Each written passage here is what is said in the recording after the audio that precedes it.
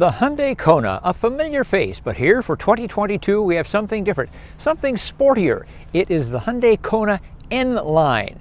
One step below the Kona N. I'll explain more as we go for a drive today on Family Wheels.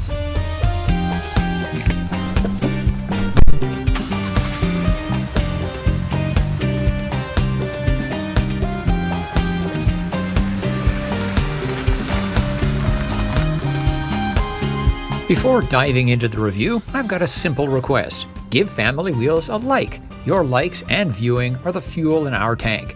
Leave a comment, subscribe, and click the little bell to be notified of new reviews. And if hauling the family around is your main concern, don't miss our Family Storage Needs segment just before the wrap-up.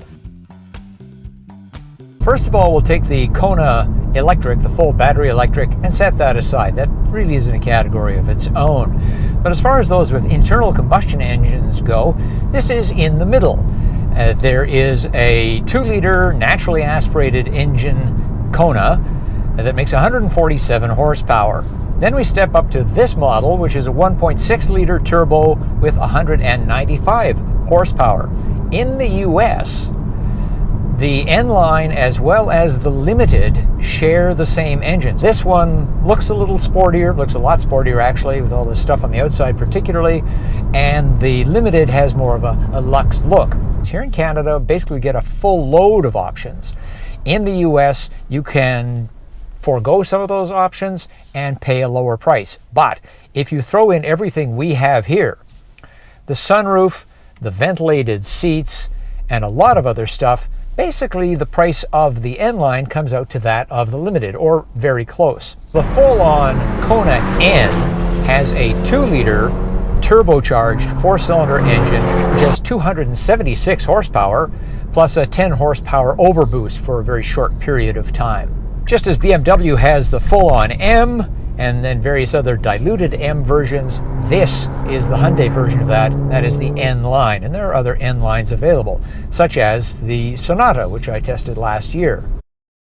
Among potential rivals to our Kona N-Line are the Honda Civic hatchback, Volkswagen Golf GTI, and Mazda CX-30.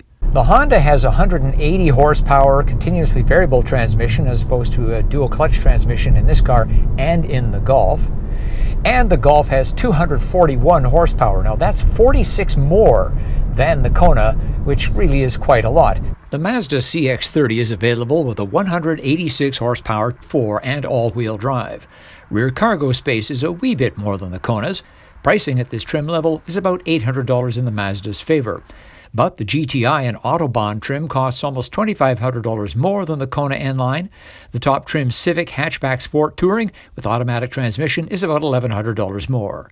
Weighing these and other factors, including handling, style, and interior design, I rank the Mazda first, followed by the GTI, Civic Hatchback, and Kona N-Line.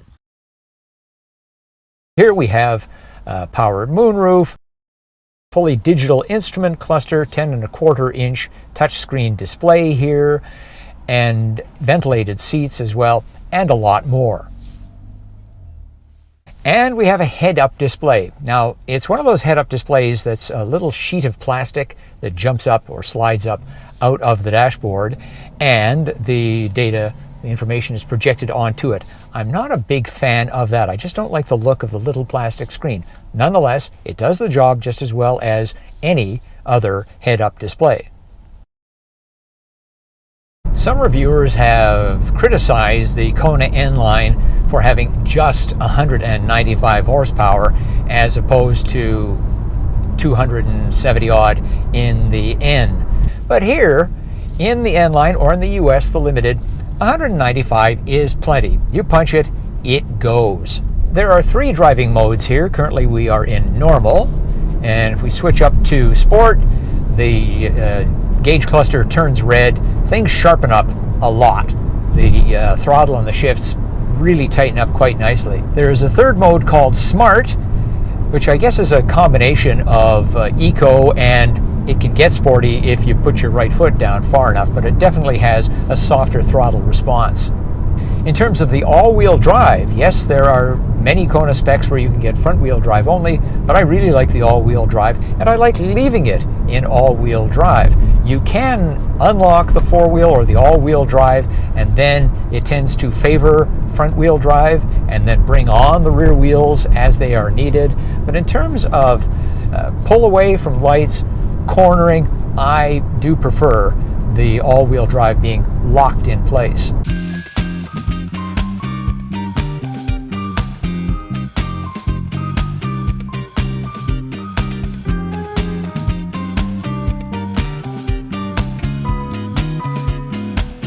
Okay, so the Kona isn't an outright fail when it comes to our standardized cargo test of 3 bags of groceries, a backpack, and a stroller, but it was difficult.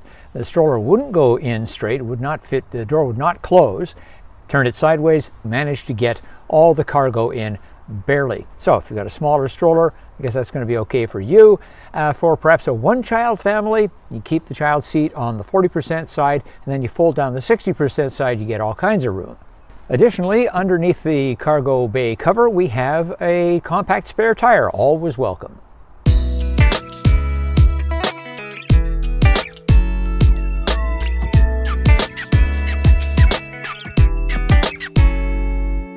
Well, if I didn't know this was a subcompact before, I'd sure know it now. We've got our rear-facing child seat in the back seat. It takes up the most room, and I really can't even get into the front seat.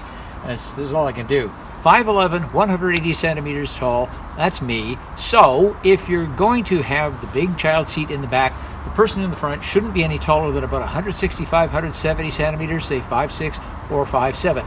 And as usual, if you're using a front-facing child seat, such as a booster seat, you're not going to have this legroom problem up front. Well, given the space squeeze we had with the rear-facing child seat to my right, I'm surprised that I'm able to fit in the back of the Kona.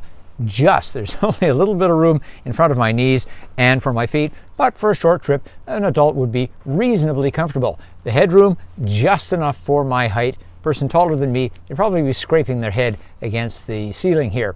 Now, there's really nothing back here in the way of conveniences. No HVAC vents, no USB ports, no heated seats. Well, there you have it, the 2022 Hyundai Kona N-Line. Is it sporty enough for you? Do you need more power? Or can you do with less power and have just front-wheel drive and pay a lower price?